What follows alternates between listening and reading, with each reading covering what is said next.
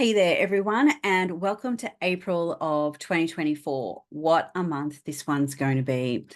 Welcome if you're new, and if you've been here before, well, it's good to see you again. April 24 has the potential to be quite extreme. We've got a Uranus-Jupiter conjunction at 21 degrees of Taurus.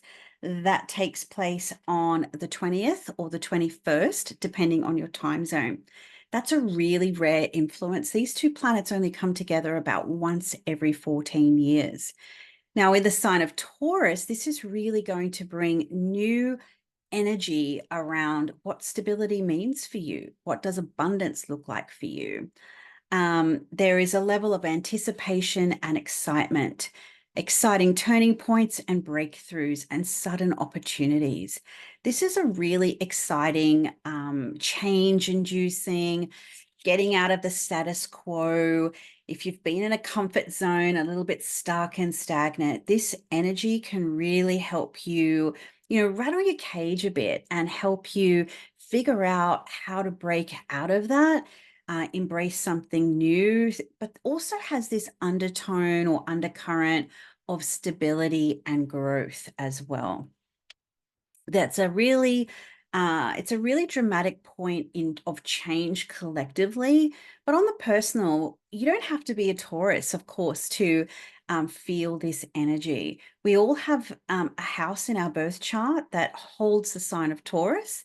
And in my Golden Circle membership for the month of April, there's a bonus video all about Jupiter and Uranus through the houses.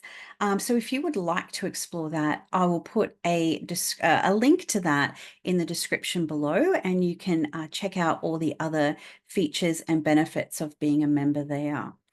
So when we have the idea of Jupiter, which is a planet that is vast, it's exploring opportunities, it's exploring perspectives, new wisdom, growth, and experience. Then we have the planet Uranus, which is fast. It's very yang.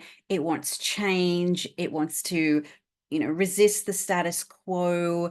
It's not particularly politically correct. It's not your type. Like, it's just so, whatever the status is, it's doing the other thing, which is a little bit contra Taurus, because Taurus just tends to like that stability. It likes to put one foot in front of the other and know where it's going. So this can, mess up stability a little bit initially in order to bring it back down. So the dust may get kicked up in one particular area of life. Then once that dust settles, then you're like, this is the pastures that I'm looking for. This is the stability that I want. And this is what I really, want out of life. So April is a month to explore opportunities, to embrace change. But at the same time, we've also got some other features of April that I do feel add a bit of frustration or slowness to the energy. There's this real juxtaposition this month of energy that likes to move quick and then energy that likes to go slow. So maybe it's like a medium pace we're having to adopt this month. Of course, some of us are going to go 100 miles an hour, and that's totally okay. If that's your MO, go for it. But otherwise, I think it's sort of like move forward, but move forward with eyes wide open. Don't be a skippy in the headlights this month. That's our nickname for kangaroos, in case you didn't know. So it's kind of like the Aussie version of a deer in the headlight, because there's this stop-start energy. Uranus and Taurus, Uranus and Jupiter, boom. But then Taurus, it's grounded. It's like that dense, that dense sediment of wine at the end of the bottle. And then we've also got Mars and Saturn. So they form a conjunction this month, and that happens on the 10th or the 11th, depending on where you are. And that is at 14 degrees of Pisces. So again, Mars is a planet that wants to go quick. Saturn's a planet that likes to take it slow. Okay, and these two planets are coming together. They are in the sign of Pisces, which happens to be ruled by Jupiter, which is undergoing this conjunction with Uranus. So there's that connection or the relationship between this juxtaposition of fast and slow.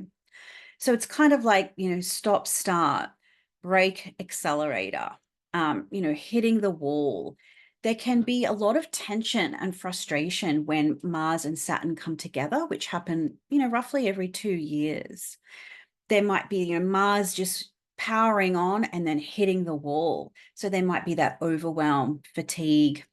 Um, it might be, banging your head up against that wall, trying to carve through, wield your sword through an obstacle, a project, or what have you. And then just sort of realizing all I'm doing here is blunting my sword and I need to take a course correction of some type. On the upside, maybe there's an impetus to start something Mars, but then the realization that it's going to take a little time. The short term, which tends to be a little bit on the Mars, the more immediate stuff, and then Saturn, which is the longer term. So at best, we could probably expect this month is there's a little bit of a fusion potentially between our short-term goals and our long-term goals.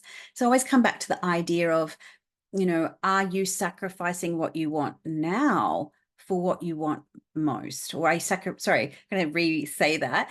Are you sacrificing what you want most for what you want now? And I think that's a bit of a temptation in April, because if you're feeling stuck, stagnant, or frustrated, any change looks like good change. So, I think there's a little bit of a caveat here to think about, what is it that you really want? Because there may be a little bit of work involved, change. Yeah, great. I'm going to change my job and everything's going to be great.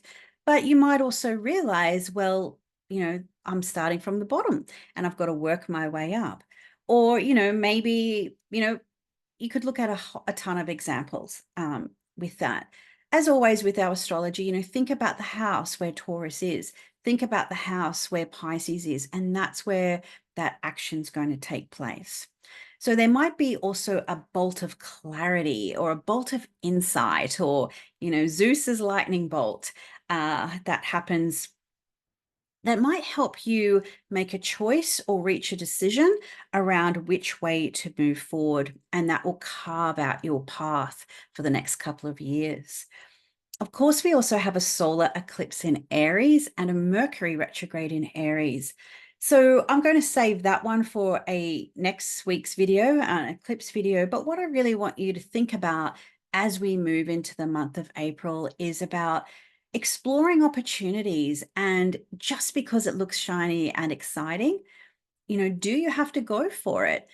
It might take a couple of years for the events of this month to really gain traction and momentum. Maybe you're really ready to rattle your cage and you're, whatever it takes, I'm going to do what I need to do in order to generate the change that you're looking for in your life. I mean, it's exciting. There's definitely going to be some fast-paced progress, new developments, and sudden opportunities.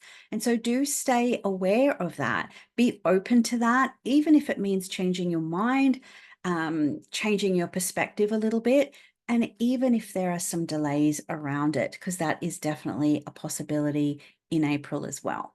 So that's just a bit of an overview. If you'd like to go in deeper to the month of April, week by week, the Golden Circle is the place to do that. So that's my online membership community. It's a really fun place to be. We do monthly Q&As, and we also have group chats, and we have all of the fun there where we explore all the astrology in a really supported community environment. We talk about lots of things that we can't talk about here on YouTube too. So if you'd love to join in the fun there, it'd be great to see you, and I look forward to seeing you in an eclipse update real soon. Bye for now.